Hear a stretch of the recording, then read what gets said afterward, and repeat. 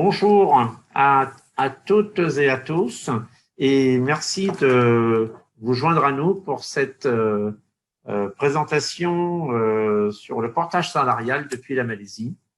Donc, le portage salarial en Malaisie est quelque chose que nous avons commencé il y a une quinzaine d'années. À l'époque, je pense que la Chambre de commerce française de Malaisie était parmi les pionniers sur ce genre d'action.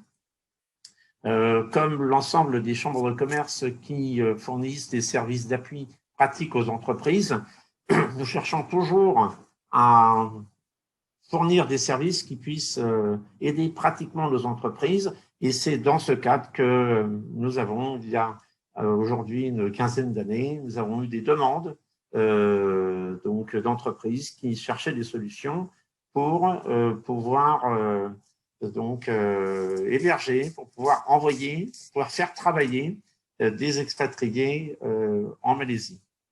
Bien sûr, la principale motivation au départ pour le développement de ce service, ça a été bien sûr la coopération avec Business France pour le développement des VIE et ça a été bien sûr, en tout cas tout au début, le vecteur principal de développement de ce service de portage qui nous permet d'avoir chaque année environ entre 10 et 15 VIE qui sont effectivement portés par la Chambre de commerce pour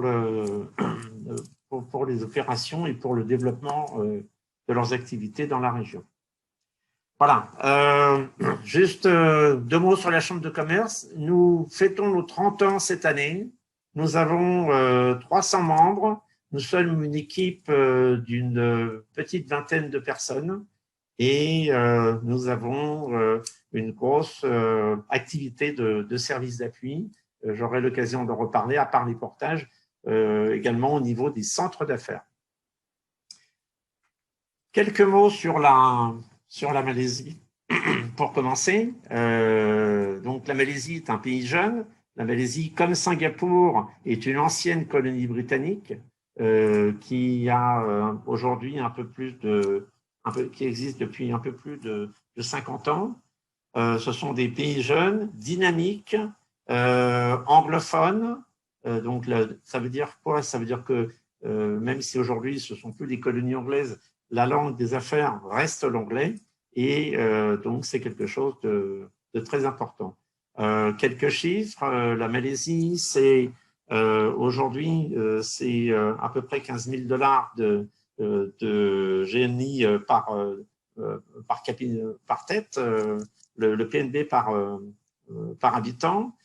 C'est 33 millions d'habitants répartis sur les deux parties de la Malaisie, sachant que l'essentiel de l'activité, l'essentiel de la population sont sur, si vous regardez la carte qui est devant vous, sur la partie ouest, sur la péninsule, qui est en fait la plus petite partie du pays.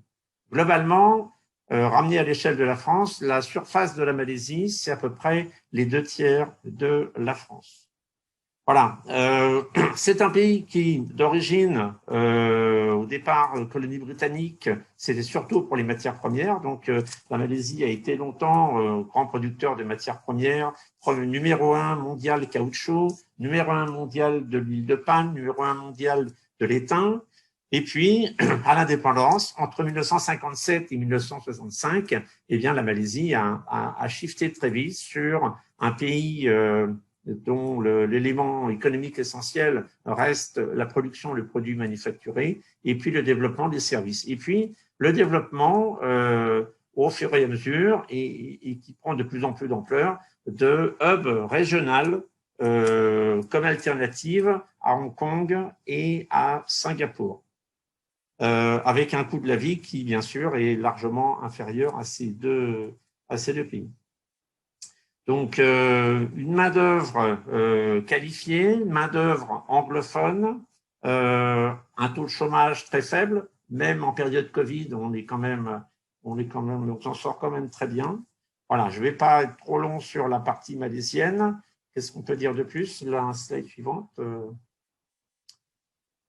Voilà, quelques éléments de référence. 12e au classement mondial sur la facilité de faire des affaires. La main-d'œuvre anglophone, j'en ai parlé. Les incitations fiscales, bien sûr, comme tous les autres pays de la région. Les coûts très faibles, bien sûr, encore une fois, c'est un rapport qualité-prix très développé et un climat propice aux affaires. Et ça, je pense que c'est un petit peu la transition vers les portages, c'est que si nous avons pu développer des facilités de portage ici, c'est que d'abord, on peut compter sur le soutien des autorités malaisiennes et des différentes agences. En ce qui nous concerne, bien sûr, l'Agence de la promotion des investissements, le MIDA, mais également Talent Corporation, qui est l'agence qui s'occupe qui fait le lien avec l'immigration pour toutes les questions d'obtention de visas et autres, et qui font que il y a une très bonne coopération, une très bonne coordination entre les différentes agences et que ça facilite les choses. Juste pour vous donner un ordre d'idée, la Chambre de commerce franco-malaisienne gère à peu près chaque année environ 150 permis de travail et dedans, on a les 50 ou 60 permis de travail que nous obtenons pour les personnes qui sont en portage chez nous. Qu'est-ce qu'on peut dire de plus sur la slide suivante pour rappeler que, pour insister un petit peu sur le côté hub régional, c'est que pour une entreprise française qui cherche à se développer en Asie du Sud-Est, eh bien, la Malaisie est au cœur de l'Asie du Sud-Est, de ce qu'on appelle l'ASEAN. Dans un maximum de 4 heures, on peut rejoindre tous les pays, les 10 pays de l'ASEAN. On est entre 4 et 5 heures de l'Inde, on est à 6 heures du Japon, on est entre 4 et 5 heures de la Chine, pareil pour l'Australie. Donc, on est en plein cœur de l'Asie Pacifique, comme nos voisins de Singapour. Voilà ce qu'on peut dire. Donc ça, c'était un petit peu pour revenir. Je pense que j'ai pas besoin de vous rappeler que le taux de croissance moyen de l'Asie Pacifique en 2021, les prévisions tournent autour de 5%. 5%, entre 5 et 10%, c'était le taux de croissance moyen de la Malaisie sur les 20 dernières années. Et on annonce déjà que, et ça c'est le Fonds monétaire international qui l'a dit, que la Malaisie fera partie des pays qui auront la meilleure croissance prévisionnelle pour 2021. Bon, voilà un petit peu le contexte dans lequel nous souhaitons vous parler du portage salarial. Donc, portage salarial qui, encore une fois, que nous avons démarré de manière, on va dire, occasionnelle, puisque à l'époque, il y a 15 ans, on avait été sollicité par une entreprise française qui, en fait, avait placé chez un de c'était, pour pas dire le nom, c'était le groupe PSA, qui à l'époque, pour la distribution, avait placé un expatrié français chez son distributeur local malaisien. Ils changeaient de distributeur local, ils ne voulaient pas perdre leur expatrié. Donc, pour faire la soudure, on demandait à la Chambre de commerce si on pouvait porter leur expatrié pendant 1 an, le temps qu'ils mettent en place un nouveau distributeur. C'est ce qu'on a fait et ça nous a permis de lancer l'activité. Alors voilà, en quoi ça consiste et comment, et surtout, qui est-ce que cela peut concerner? En fait, on pourrait donner quatre formats, quatre exemples de raisons pour lesquelles une entreprise pourrait avoir besoin de mettre en place un VIE, un portage. La première, c'est pour rebondir justement sur cette démarche de mise en place de VIE. Très souvent, les VIE sont mis en place dans le cadre d'une mission de prospection. C'est pour permettre à une entreprise de commencer à faire une première approche du pays ou une première approche de la région et on décide d'envoyer un VIE ou un expatrié sur un pays donné. Et le problème, c'est que on a souvent affaire à des PME, des petites et moyennes entreprises qui n'ont pas forcément intégré, pour diverses raisons, la possibilité de créer une structure légale locale pour pouvoir porter le permis de travail de leurs expatriés. Alors, dans certains cas, ils pourraient avoir l'option de le mettre chez leur distributeur local, s'ils en ont un, ou leur partenaire local, mais surtout si l'idée pour l'entreprise, c'est d'essayer de se développer globalement dans la région, ben, ils cherchent souvent une solution intermédiaire. Et donc, la solution du portage, dans le cadre d'un programme de prospection, de développement commercial, eh bien, la solution du portage évite à la société donc française de mettre tout de suite de créer une filiale localement. Donc, c'est beaucoup plus léger. Les problèmes de création de filiales sont pas toujours des sujets, ce qui quelquefois embête les entreprises, ce n'est pas forcément l'aspect financier de la création de la filiale, mais c'est très souvent l'aspect de la gouvernance. C'est-à-dire que souvent, pour un responsable export, expliquer à son siège et à son conseil d'administration qu'il va falloir, on va créer une filiale dans un autre pays, au niveau gouvernance, c'est pas forcément toujours très facile à expliquer et à faire passer. Par contre, s'il y a un contrat de service avec une chambre de commerce pour pouvoir installer un expatrié et de payer simplement des factures tous les mois de salaire et de services, ça dépend uniquement, ça reste sous l'autorité du responsable export et c'est beaucoup plus facile à faire. Donc ça, c'est le premier cas. Après, on va avoir le deuxième cas de figure qui est la gestion de projet. Nous avons une entreprise française qui doit envoyer pour la mise en place d'un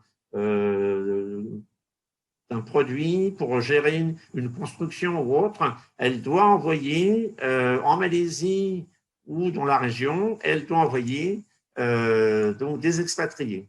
Là, par contre, même problème, le fait est que la société, de toute façon, pour cette société, si elle envoie ses expatriés, elle n'a pas vocation à créer un établissement stable, un établissement permanent. Donc, elle a besoin de trouver une solution temporaire qui va lui permettre de pouvoir envoyer et de gérer le statut légal de ses expatriés pendant la durée de son projet. Alors, son projet, il peut durer 6 mois, il peut durer 1 an, il peut durer 2 ans, il peut durer 3 ans. Eh bien, le système de portage s'adaptera. Et ça, c'est encore une fois dans le cas de figure où l'entreprise a priori, ne souhaite pas monter de structure ensuite sur le pays concerné. Donc, deuxième cas de figure. Ensuite, troisième option, vous avez une société société française qui souhaite envoyer à son partenaire local un maître détaché auprès d'un de ses partenaires locaux, un ou plusieurs expatriés pour les aider sur telle ou telle action. Seulement, il se trouve que cette entité légale, ce partenaire local, eh bien, pour diverses raisons, il n'est pas en mesure d'obtenir le permis de travail pour les expatriés.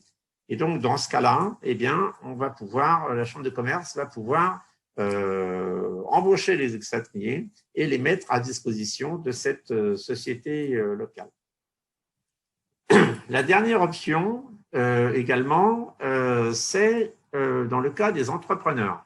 Alors, il faut savoir d'abord qu'en Malaisie, juste un petit rappel sur la présence, là je parle que pour la Malaisie, nous comptons à peu près, nous estimons en termes d'entités légales, avoir à peu près 500 entités légales françaises en Malaisie.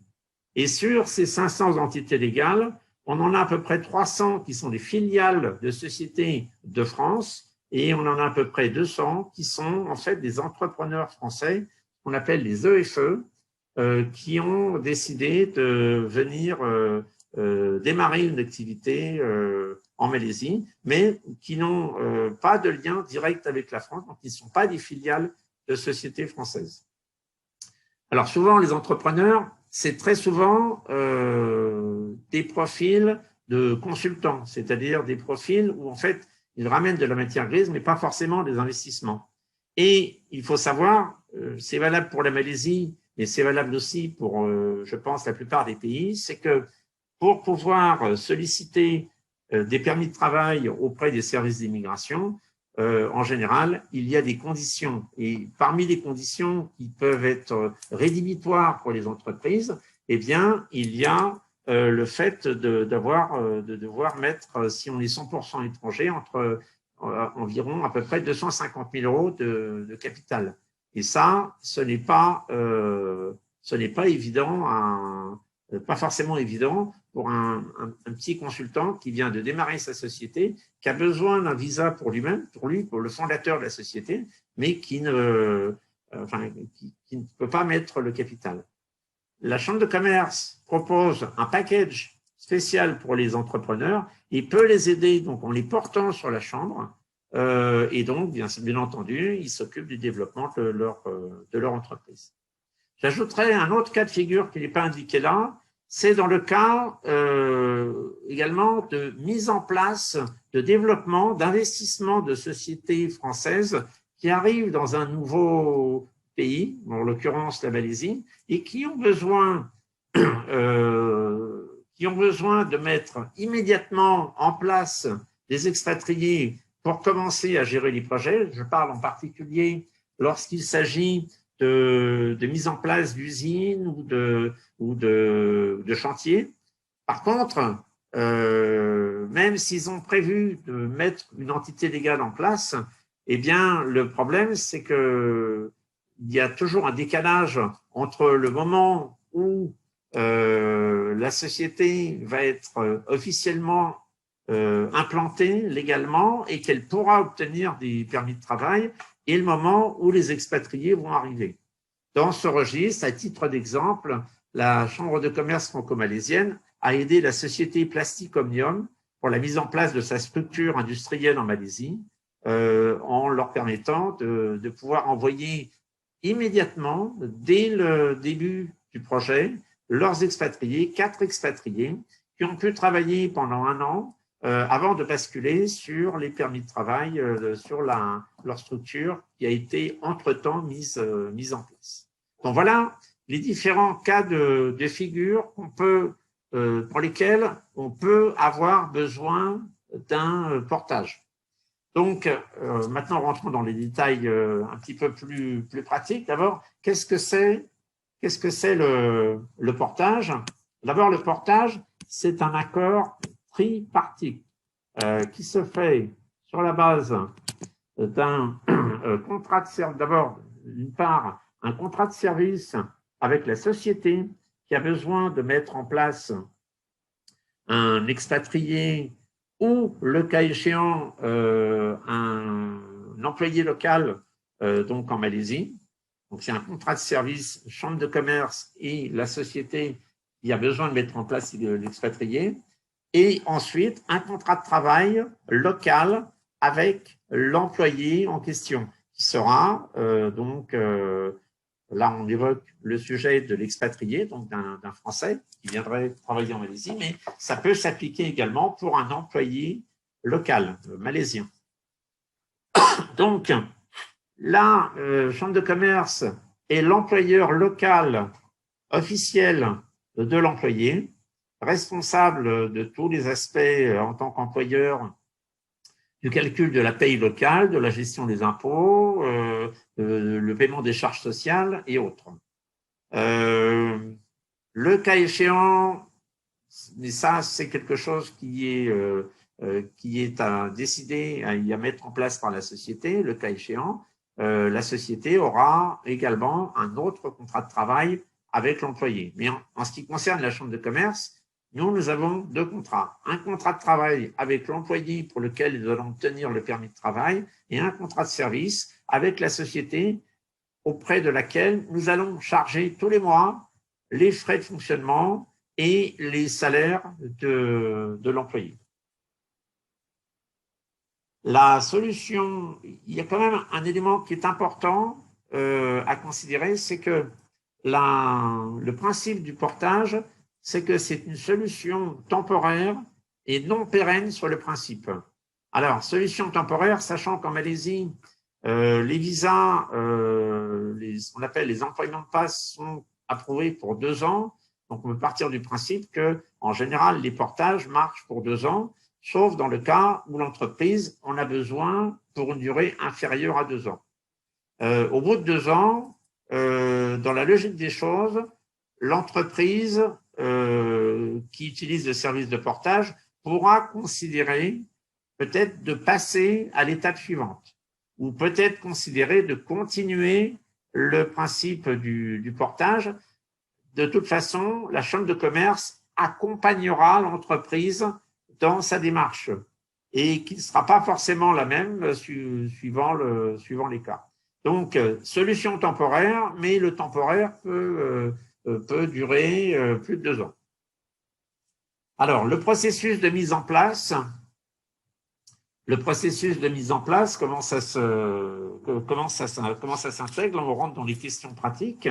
Alors d'abord, un élément important, le portage n'est pas un service, enfin en tout cas dans le cadre dans lequel, dans l'esprit, la philosophie dans lequel la chambre de commerce le réalise, ça s'intègre, cette solution de portage s'intègre dans l'ensemble des solutions d'intégration et de développement des entreprises françaises en Malaisie. Donc, c'est un peu anachronique, mais vous voyez que le premier élément, c'est déjà de devenir membre de la Chambre. Par principe, tous les services que fait la Chambre de commerce vis-à-vis des entreprises françaises le fait vis-à-vis de ses membres. Si elle leur donne un bureau, si elle s'occupe du portage, si elle fait la gestion administrative, elle le fait pour ses membres. Donc, devenir membre de la Chambre de commerce est une obligation. Ensuite, l'entreprise va signer un contrat de service avec la Chambre de commerce. À partir de là, il y aura la préparation et la soumission de la demande de visa de travail, qui prendra environ 2 semaines. Et ensuite, dès l'obtention du visa, il y aura la signature du contrat de travail par le salarié et l'endossement de et ensuite l'arrivée du salarié et l'endossement du permis de travail sur son passeport. Et puis, dernière étape, puisque en ce qui concerne la Chambre, encore une fois, le portage s'intègre dans une solution globale. L'ensemble des personnes qui sont portées par la Chambre de commerce sont toutes hébergées au centre d'affaires, dans un de nos 3 centres d'affaires établis dans la capitale de Kuala Lumpur. Il peut y avoir des exceptions pour la gestion de l'obligation de l'hébergement, mais c'est au cas par cas. Mais sur le principe, tout le monde, en particulier pour les expatriés qui sont tout seuls, ils sont tous hébergés dans le centre d'affaires de la Chambre. Donc, à partir de là, les salaires sont payés chaque fin de mois par la Chambre, soit sur un compte local, on aura aidé l'expatrié à ouvrir son compte en banque en Malaisie, ou alors on pourra également verser le salaire sur un compte en France ou en euros. La gestion fiscale et administrative sera faite par la Chambre de commerce en permanence. Et bien sûr, tout cela également, il y a également le soutien continu par l'équipe administrative et commerciale de la Chambre de commerce. Les avantages et obligations induits. Alors, en termes d'avantages, c'est que d'abord, c'est rapide. Vous adressez à la Chambre de commerce aujourd'hui. Dans un mois, votre expatrié peut être en place, votre employé local peut être en place en Malaisie pour travailler. Vous décidez de terminer, on est flexible. Sous un mois, on peut également terminer tout contrat de portage en cours. Autre avantage, c'est une solution globale gérée de A à Z par la Chambre de commerce. C'est-à-dire que nous prenons en charge tous les aspects administratifs, c'est-à-dire que l'entreprise peut se concentrer sur la réalisation de ses missions professionnelles et commerciales et n'a pas à se tracasser avec les questions administratives. Et donc, c'est tout à fait parfait pour une implantation ponctuelle dans le cadre d'un projet spécifique ou une solution intermédiaire avant tout investissement afin de valider le marché local. Et puis, d'un point de vue plus ressources humaines, ça facilite, c'est une solution qui, avec l'hébergement et autres, permet une intégration rapide de l'employé dans un écosystème franco-malaisien. Donc, dans les obligations induites, je l'ai déjà évoqué avant, mais on le rappelle, ça s'adresse aux membres de la Chambre de commerce franco-malaisienne. Donc, ça veut dire que toute entreprise qui arrive, automatiquement, se retrouve intégrée dans la communauté d'affaires franco-malaisienne. Elle n'est pas juste toute seule dans son coin. Elle, tout de suite, elle a accès au réseau des membres et au réseau de la Chambre. Je l'ai déjà évoqué aussi, donc l'hébergement. Donc, tout employé de la Chambre doit avoir un poste de travail ou un bureau dans un des centres d'affaires de la Chambre. Alors, la première raison, c'est que ce sont des employés de la Chambre et que, par définition, en cas de tout contrôle de l'immigration, eh bien, toute inspection du travail ou autre, eh bien, on doit pouvoir montrer que nos employés sont dans nos bureaux. Et puis, surtout, ça permet de bénéficier d'un environnement, un écosystème franco-malaisien qui permet les échanges avec les autres entreprises, les autres employés qui sont également en portage. Et ça, c'est très important. On a pu le voir, on a pu s'en rendre compte en particulier avec la communauté des VIE. Je vous ai dit tout à l'heure qu'on avait en moyenne entre 10 et 15 VIE en permanence dans les locaux de la Chambre, portés par la Chambre. Eh bien, évidemment, ça crée beaucoup de sympathie, beaucoup de réseaux, et ces gens-là se connaissent tous et peuvent partager leur expérience personnelle, en particulier pour ceux qui travaillent sur le développement de leur société sur la région Asie-Pacifique. Et puis, bien sûr, les employés, l'équipe de la Chambre est bien sûr disponible à tout moment pour tout soutien commercial et administratif. En particulier, très souvent, quand on a des expatriés qui viennent en portage, c'est souvent la première étape de l'implantation de la société en Malaisie et eh bien, on va travailler avec eux déjà à toute la mise en place, à répondre à leurs questions et voir les cas de figure, les options, les scénarios possibles pour l'implantation légale de la société et la mise en place administrative de cette structure également. Voilà. On continue. Alors oui, donc là, voilà un petit peu la solution présentée. Donc, juste quelques mots sur, puisqu'on vient de parler d'hébergement. Donc, l'hébergement, la Chambre de commerce franco-malaisienne possède 3 centres d'affaires qui représentent 85 postes de travail, 65 entreprises, entrepreneurs pouvant être hébergés, 32 bureaux privés, 6 salles de réunion, domiciliation, et puis bien sûr, on assiste pour tous les autres services. À titre d'information, aujourd'hui, et malgré la période Covid, à Kuala Lumpur, nos centres d'affaires accueillent à peu près sur un remplissage d'environ 60%. Nous avons aujourd'hui une quarantaine d'entreprises qui sont officiellement hébergées dans nos bureaux.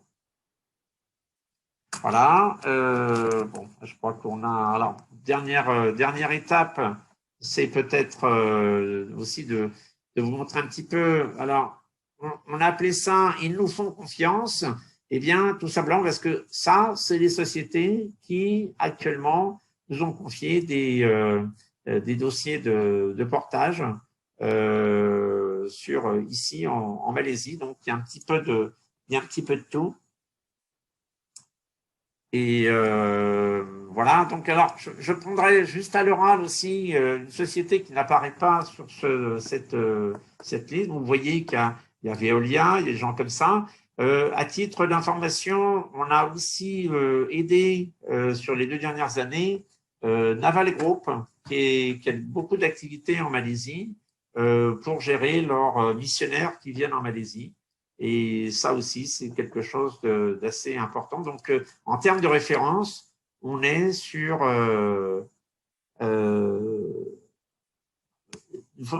ça, pour voir que vous puissiez voir que en fait, c'est du concret et ça permet vraiment de pouvoir avancer.